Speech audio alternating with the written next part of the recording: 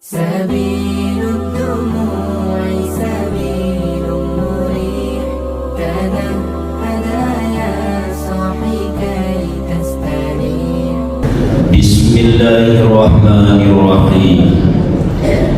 Assalamualaikum warahmatullahi wabarakatuh. Waalaikumsalam warahmatullahi wabarakatuh.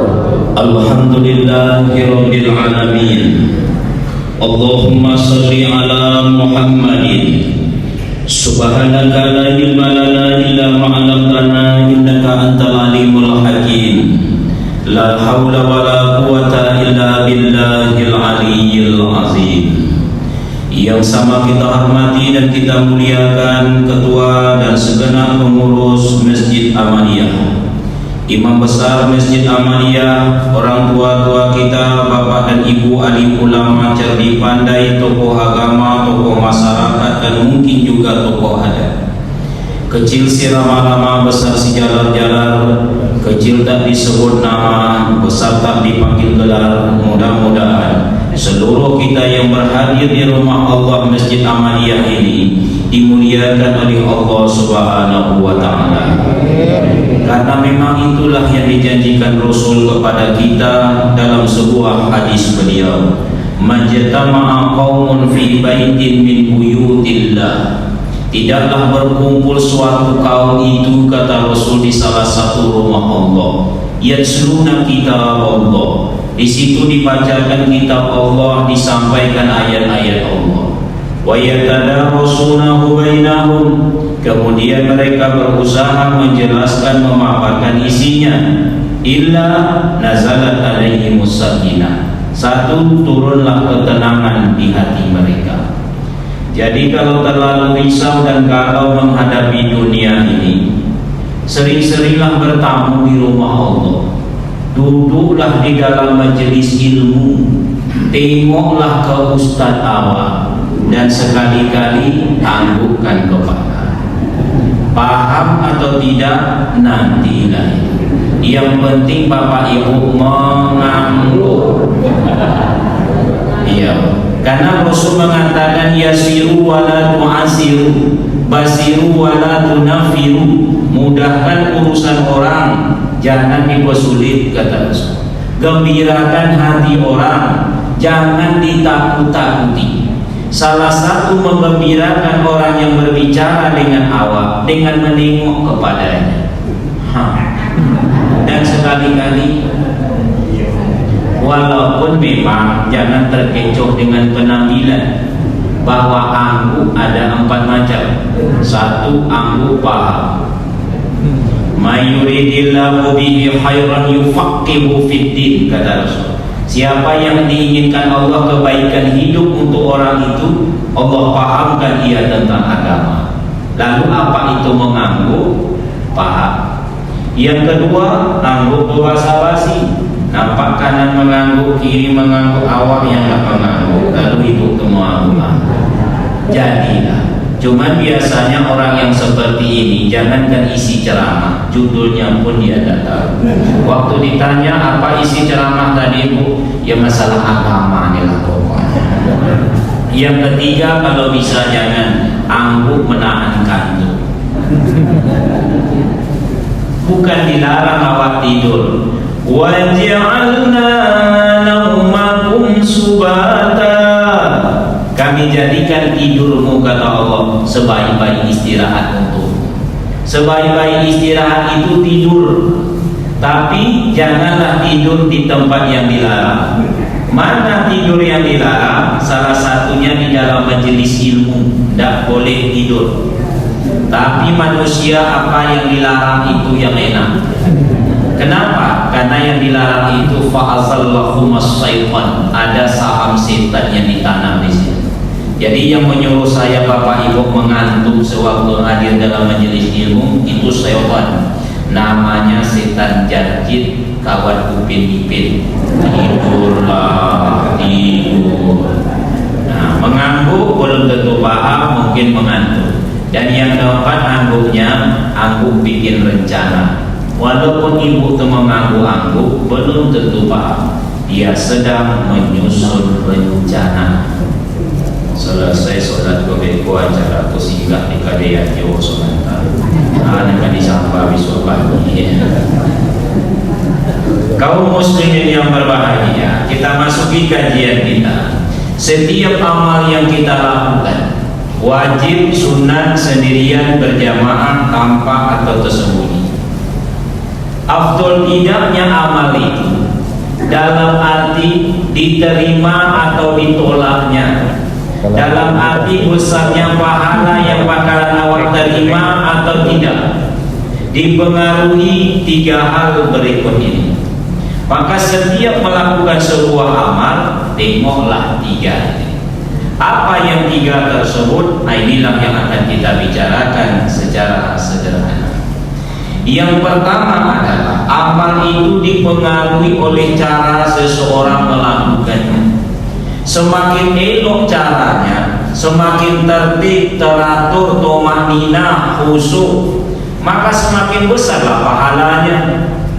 Contoh, 2 orang melaksanakan amalan yang sama jenisnya, tapi karena cara pelaksanaan beda hasil. Cara akan menentukan hasil. Elok cara, elok hasil. 2 orang melaksanakan amalan yang sama.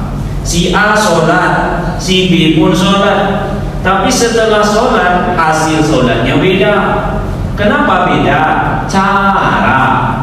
Bapak Ali sholat tertib, teratur, khusyuk, maka Allah janjikan pada aflahal mu'minun allazina hum fi sholatihim khashi'un. Beruntunglah orang mukmin itu. Siapa mereka? Yang khusyuk di dalam sholat, kata ulaika humul warithun. Kepada mereka Allah wariskan, Allah berikan allazina yarithunal firdaus, surga paling tinggi yang kalau Rasul menyuruh kalau kalian minta surga firdaus. Hum fiha khalidun, kekal mereka di dalamnya. Kenapa ia diberikan surga firdaus? Karena dia elok cara sholatnya, berdirinya itu mantap.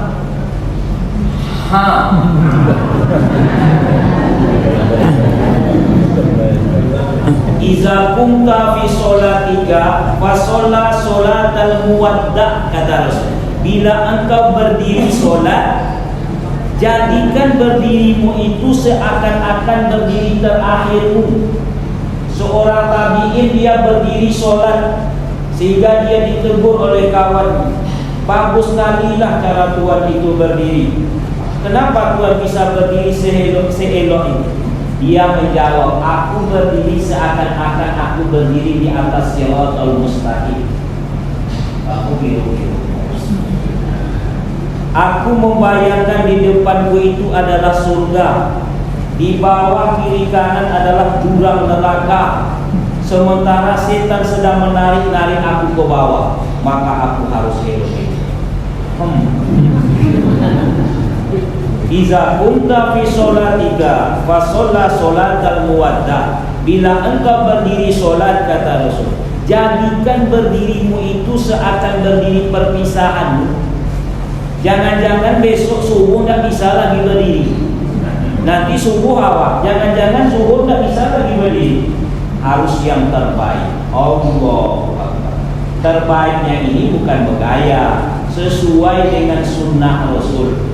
Solu kama ra'aitumuni usolli. Solatlah kalian, kata Rasul, sebagaimana kalian melihat cara aku solat. Namanya sifat solat Nabi.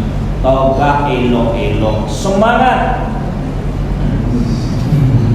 Allah Akbar atau Allahu Akbar. Boleh. Meletakkan tangan di dada. Boleh. Yang tak boleh, lebih tak boleh.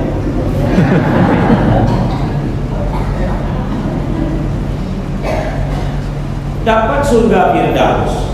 Cara si B sholat juga nya.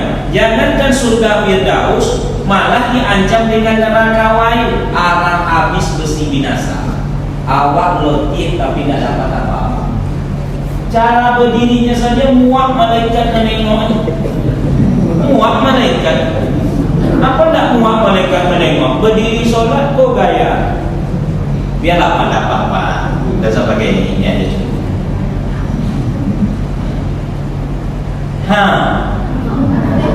Mato limo kuat, badan bungkus sabui, muangkek tangan pun tu orang sakit 3 bulan. Ndak pun tenaga, ndak pun selero. Kalau bisa Pak berhentilah yang buat itu.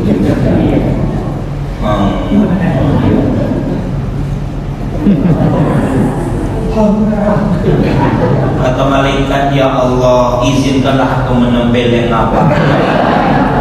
Ngapa kata Allah, muak aku menengoknya. Wa iza qamu ila sholati qamu kusala. Orang munafik itu kalau disuruh sholat, dia berdiri dengan malas. Orang munafik itu bukan sekedar bicara dusta, dipercaya hianat, berjanji mungkir. Itu munafik di bidang akhlak. Di bidang ibadah, orang munafik itu bila disuruh berdiri sholat, dia berdiri dengan loyo. Innal munafiqina fi darkil asfal minan nar, kata Allah. Kalau Allah yang sudah sebut awak munafik, Allah yang sebut bukan orang lain. Letaknya di kerak neraka. Ciri khasnya tengok gaya sholat.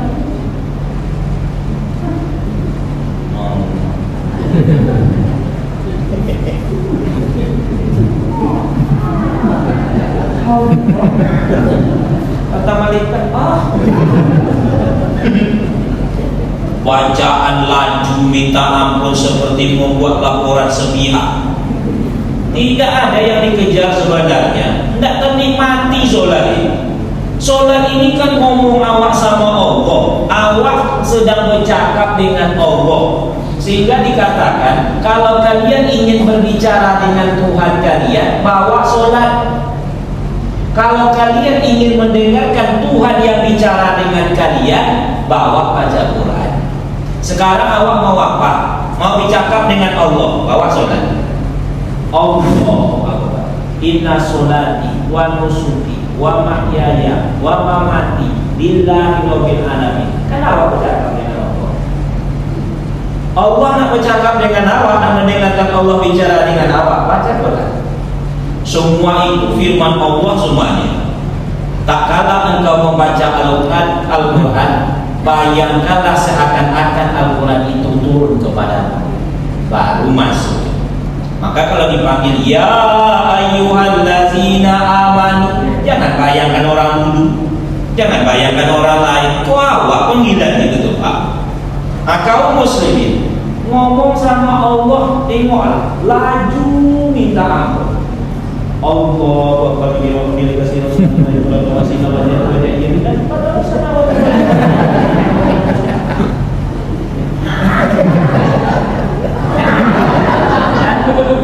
Kata malaikat, apa yang dibaca semua? Tak. Sampai muak malaikat itu mendokekkan telinga. Apa yang dibaca? Ngomong sama orang tua kaulan kalimah, ngomong sesama besar kaulan ma'rufah, kepada anak awak kaulan sadida, kepada orang yang miskin kaulan maisuro, kepada pejabat awak kaulan layyina. Wahai Musa, serulah Fir'aun itu kaulan layyina, kata yang lemah lembut. Kepada Fir'aun disuruh lemah lembut, apalagi kepada anak, apalagi kepada bini, apalagi kepada suami. Satu suami kan ngecek 9.000 tembang ulang. Ini ngomong sama Allah. Kaum muslimin yang berbahagia, tengok cara menentukan hasil. Istighfar awak selesai sholat memang hukumnya dosa. Ayat ini, Fallazina iza fa'alu fahisatan aw zalamu anfusahum zakarullaha fastaghfaru li dzunubihim wa man yaghfiru dzunuba illallah. Orang yang terlanjur berbuat dosa itu, kata Allah, menganiaya dirinya sendiri. lalu dia ingat kepada Tuhannya, kemudian memohon ampunan, beristighfar, kata Allah, aku ampuni. Cuman masalahnya istighfar awak ini kadang caranya itu, kata Ali bin Abi Thalib, istighfar yang mana yang menggugurkan dosa? Istighfar yang benar. Kalau istighfarnya sesambilan tak bisa dong, sambil menguap.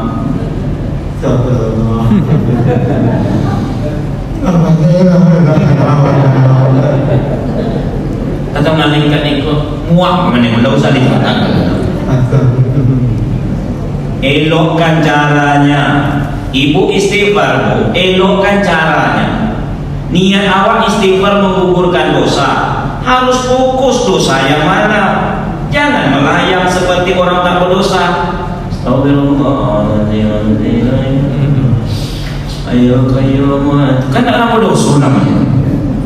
Istighfar itu bayangkan dosa, tak mesti diucapkan tapi dipahami dalam hati. Umpamanya ibu istighfar, umpamanya astagfirullah, hati di dalam fokus dosa apa tadi? Astagfirullah, ya Allah, ngapolah aku melawan suami yang buruk, ya Allah, sampai yang cokiinnya, ya Allah, astagfirullah, mentang-mentang badan aku kodang, astagfirullah. Jadi jelas ibu istighfar, astagfirullah, ngapalah hamba membenci ibu mertua aku, ya Allah, sampai aku akhir dulu kopi sianida, astagfirullah, ini dirawatnya ruang ICU, astagfirullah. Jadi fokus, astagfirullah, ngapalah hamba ikut mengujiakan pengurus tu, ya Allah, sampai menuduhnya pula memakan duit korban, astagfirullah. Jadi fokus.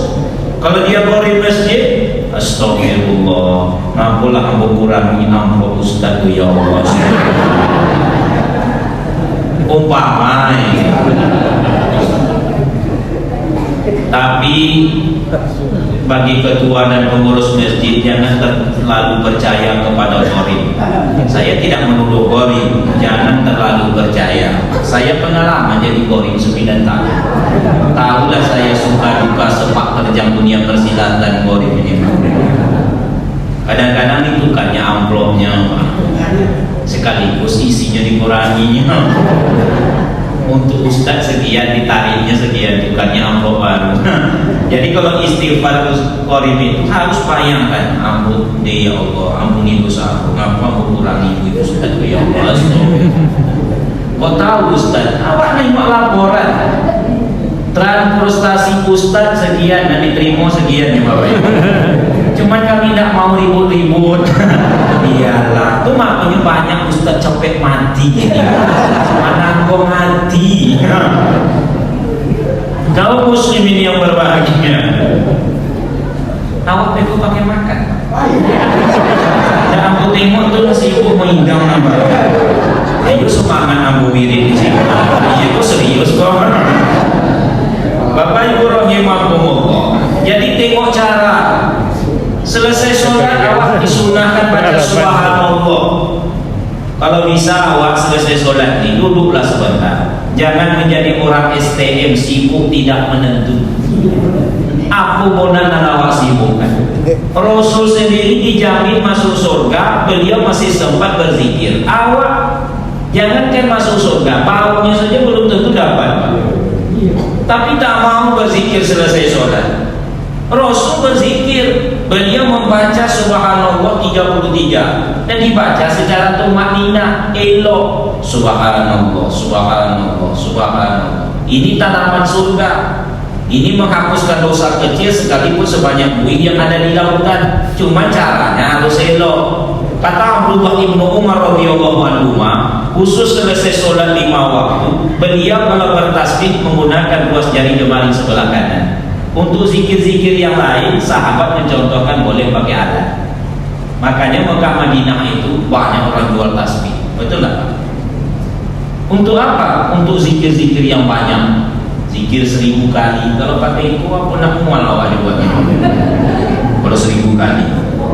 Pakai ini, pakai yang digital boleh, silakan, tak apa-apa. Cuman caranya itu subhanallah, subhanallah, subhanallah. Karena menentukan hasil. Jangan subhanallah dipotong dulu, Apa kata malaikat?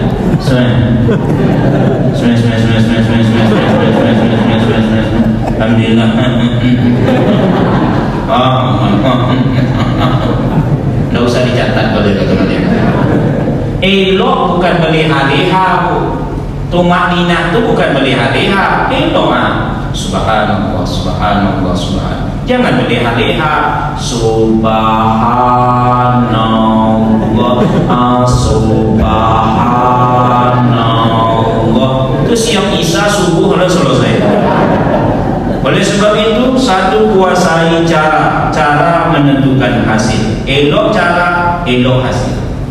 Yang kedua, yang mempengaruhi amal soleh itu afdol atau tidaknya, banyaknya pahala atau tidak, bahkan diterima atau ditolak, tengoklah tempat. Karena tempat mempengaruhi. Ada ibadah dalam agama awak yang mulia ini ditentukan tempatnya, Pak. Tidak semua bentuk amal. Ibadah-ibadah tertentu, contoh solat 5 waktu. Di mana tempatnya? Di masjid atau di musola. Maka tak kala Rasul menentukan tempat, tak ada sahabat yang solat di rumah, walaupun jauh. Saubat An-Nabawi itu untuk pergi ke masjid butuh waktu 1,5 jam baru sampai ke musola. Kira-kira berapa jauhnya rumah Saubat? Mungkin karena sahabat lambat jalannya Pak Ustaz. Dari Amalia ke Sudirman kalau waktu ikut 3 jam menuju sampai. Sahabat enggak sama dengan awak. Mereka itu singa-singa padang pasir, gagah-gagah, kuat-kuat. Kalau berjalan, dijelaskan dalam kitab Samain seperti bumi digulung kepada mereka. Gagah. Mereka itu khairun nas, sebaik-baik manusia. Nan meloyo ko awak. Dengan kegagahan seperti itu 1,5 jam baru sampai. Berapa jauhnya? Tapi jangan salah, Sauban tidak pernah tertinggal rakaat pertama atau takbiratul ihram. Di sudut sebelah kanan masjid, saking seringnya Sauban di situ, dikenallah sudut Sauban. Sehingga nama sahabat ini Sauban An-Nabawi, Sauban ulang musoji. Itulah sahabat. Kaum muslimin yang berbahagia, jadi tempat mempengaruhi.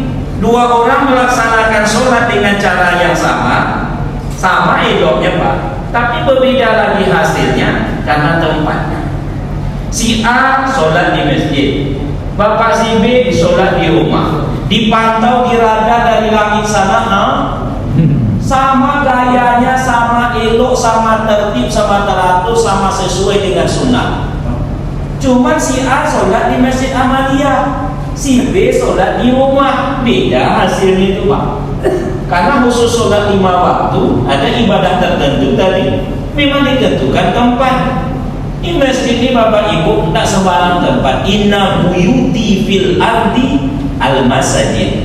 Rumahku di muka bumi itu kata Rasul masjid. Wa inna zuwari fiha umaruha. Itu yang duduk di dalam masjid tamu-tamu kata Allah. Awak ini tamu Allah. Belum lagi sampai ke masjid ini dah dapat pahala.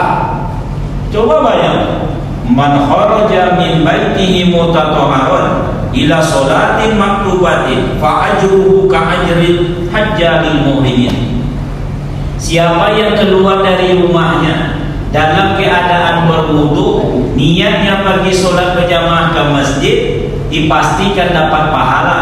Semisal pahala, tak sama, semisal pahala orang menunaikan ibadah haji dan haji dalam berpakaian ihram.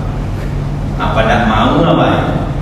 Bagaimana kalau sudah melangkah? Tadi baru nak keluar rumah, ini sudah melangkah. Man roha ilal masjidil jamaati. Siapa yang melangkahkan kakinya menuju masjid solat berjamaah, fa khutwatun tamhu sayyi'atan. Setiap langkahnya itu menghapuskan satu dosanya. Wa khutwatun taqbulahu hasanah. Langkah keduanya itu ditulis satu pahala. Wa tarfa'ud darajah. Langkah yang ketiga mengangkat derajatnya.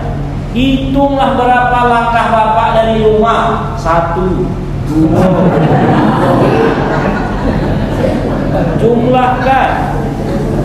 Kami pakai sepeda motor Ustaz, dalam hadis langkah, hitung putaran rodanya. Tidak ada alasan. Kalau begitu Pak Ustaz rugilah kami yang dekat, sedikit langkah enggak juga. Harus disikapi yang mali. Jelas rumah awak dekat, cepat awak datang, lambat awak pulang. Sama nanti itu Pak. Yang payahnya dekat ke masjid, dia yang paling lambat datang. Dia pula yang paling duluan pulang. Masih lumayan lagi Pak. Ini sudah dekat ke masjid, tak pernah datang-datang. Ini lebih bahaya.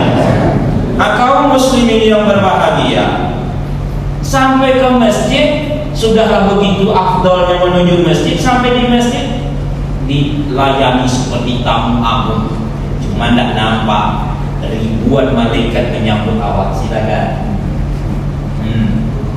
Bapak yang duluan ambil VIP di depan, Pak yang di depan, tamu agung di depan. Karena Bapak duluan.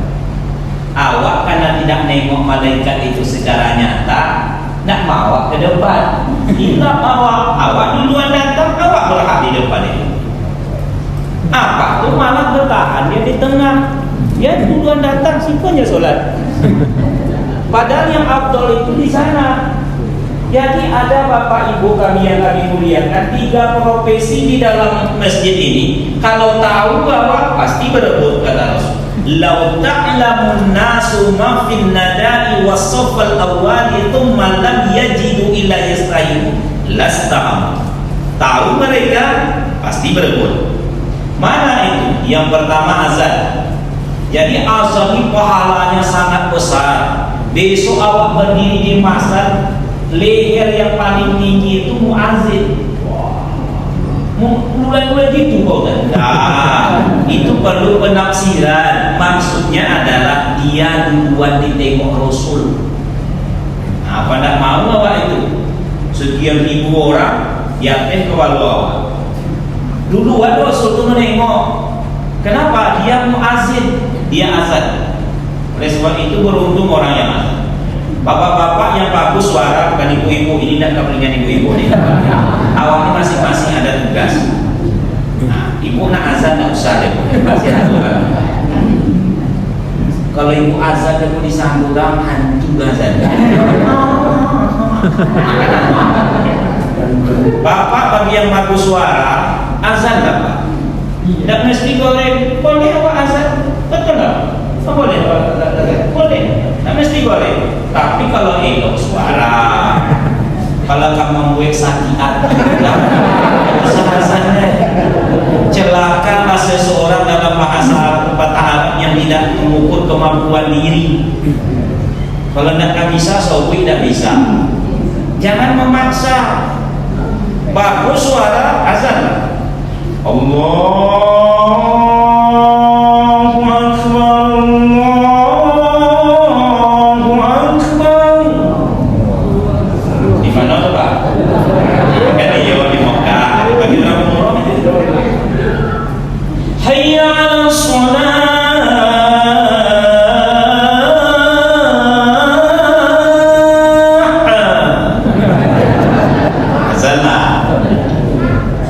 Tapi kalau kamu buat sakit hati kurang, tak usah.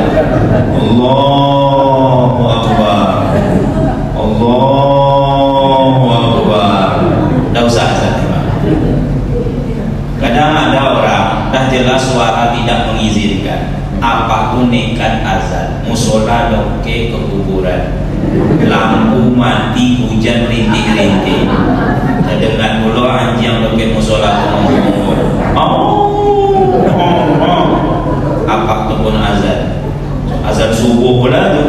As-salatu khairum minan naum. Tak jadi nak musola. Sang orang akan kuburan pun azan. Ada usaha. Menjadi imam pahalanya besar. Berebut wanita menjadi imam. kalau tahu pahalanya. Cuma tak semua orang bisa menjadi imam, semua orang bisa menjadi makmum. Imam ini orang pilihan, suara harus elok, bacaan harus mantap, punya akhlak yang mulia, punya sedikit ilmu agama, sampai nanti nomor 14 sekian. Pengalaman kami pernah menjadi makmum di belakang seorang imam. Awak pun bertanya, apa imam Pak? Iyo Pak Ustaz. Awak yang tua di Singgo Pak Ustaz, tua Pak menjadi imam. Jadi alasan apa tuh Bapak Ibu menjadi imam? Tua. Padahal tua itu nomor-nompek boleh Pak. Yang dibanggakannya cuma nyotuo. Lalu karena kami segan sama nyotuonya itu, silakanlah dia pun menjadi imam. Tak ada niat saya mencecat celah, tapi ikut cerita fakta. Dia pun menghadap kepada jamaah. Menyebut sabda aja boleh ku saya awak. Ini tak kau gigi lah. Gawat pun. Apa tu pun mulai menjadi imam. Bapak kumbang mengiri tiang bentuk itu dah bunyi. Sebenarnya Pak, ampun yo bola, tapi kan awak ustaz tahan yo. Ancua bono. Mulailah dia baca Fatihah. Alhamdulillahirabbil alamin. Kalau bunyinya orang wak Jawa.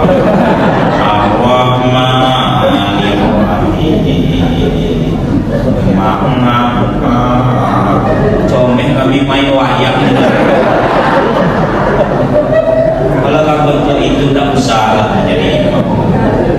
Antar masuk di saf pertama ini. Ini tempat VIP ini. Makanya bapak-bapak kalau masuk ke dalam masjid langsung ke dekat saf pertama. Afdol. Masuk dalam masjid ambil sini langsung. Dalilnya jelas, la sholata illa sutra. Tidak ada keberkahan seseorang, solat seseorang kecuali di depannya ada dinding. Bukan sekedar dinding ini, pembatas. Pembukaan pun bisa pembatas. Tiang di belakang itu pun bisa pembatas. Jadi kalau ada saudara awak solat dia di belakang tiang, itu dia mencari pembatas sebenarnya. Bahkan boleh mendekati pembatas itu. Contoh, saya sholat di sini, apa itu dulu, kemudian dia pergi, saya boleh melangkah 1 atau 2, 3 langkah, cukup untuk 1 saf. Boleh mendekati saf sambil berjalan itu boleh. Jangan heran besok kalau ada orang berjalan, orang Rasul dengan sahabat dia berlari lagi pada perang. Berjalan boleh, selangkah 2 langkah, tapi bapak sholat di sini. Mohon maaf nih, saya termasuk ustaz yang basah. Ini hari Jumat seluruh ini pergi. Tinggal bapak, jangan pula bapak berjalan.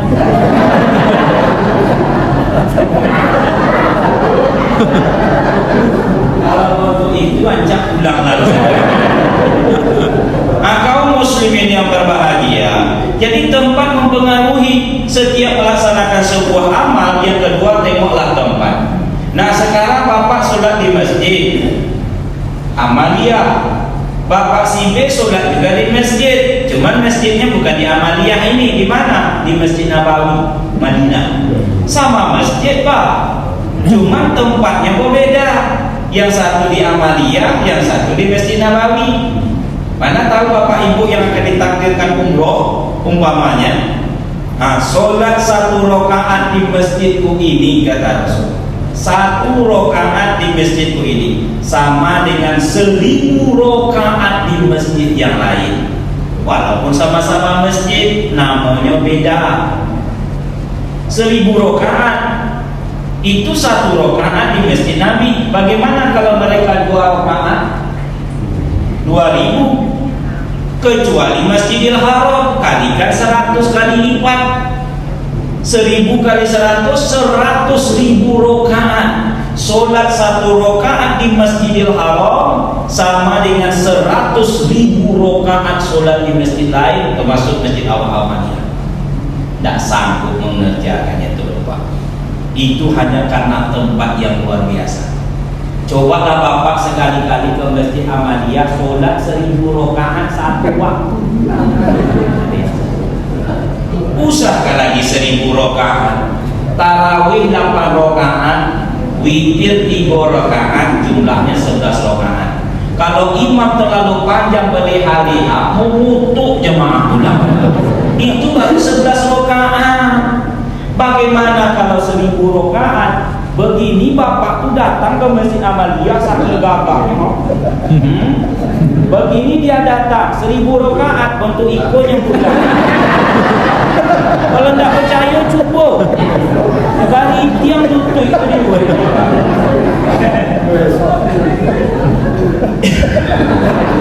Itu karena tempat itu.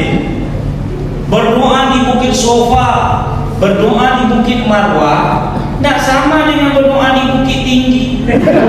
Jauh bedanya itu, walaupun di bawah jam gadang tersebut. Oleh sebab itu, satu tengok tempat, dua tengoklah tempat. Tempat mempengaruhi. Apapun nih, bersedekah tengok tempat, berzikir tengok tempat, berdoa tengok tempat. Kaum muslimin, dua. Yang ketiga, yang terakhir. Biasanya kalau ada kata terakhir, tambah semangat memang.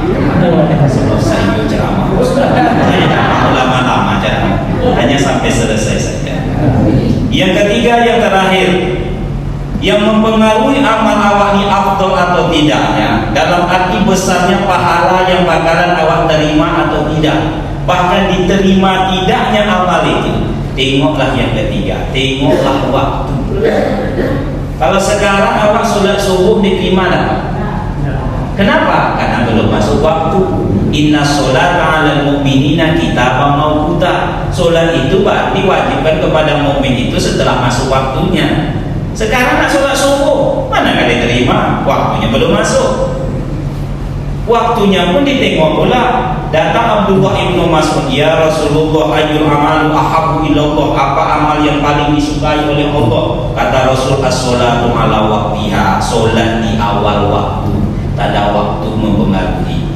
Berdoa sekarang dikabulkan Allah, berdoa awak di waktu yang mustajab lebih dikabulkan Allah. Kapan itu?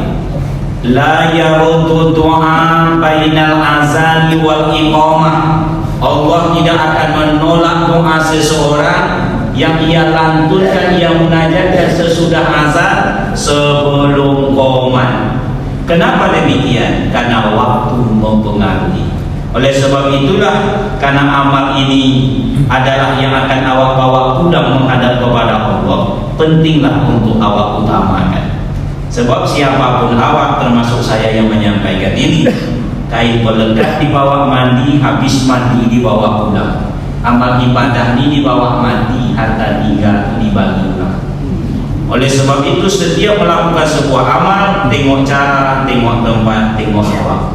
Mudah-mudahan kita bisa memahami yang terbaik, bisa mengamalkan dalam kehidupan sehari-hari, insya Allah, berinsut dan berangsur. Kita tutup dengan doa. A'udzubillahi minasyaitonirrajim. Bismillahirrahmanirrahim.